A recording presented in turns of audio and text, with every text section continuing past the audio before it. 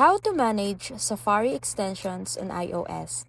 First, open your Settings app, then scroll down and tap on Safari. Here's where you'll find the New Extension option. In Safari settings, tap Extensions. If you haven't installed any yet, it will be empty, but don't worry, we'll fix that next. Tap on More Extensions and it will take you to Curated section in App Store.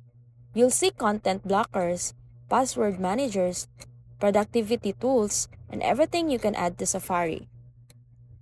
Find an extension you like, tap Get or the price if it's paid. Then, install it like any app. Once installed, go back to Settings, Safari, Extension, and toggle it on. Some extensions have extra settings. Just tap the extension name to adjust permission like allow on all website or limit to its specific page. To delete extension, simply hold the app icon on your home screen, tap remove, and it will uninstall the extension from Safari too. And that's it!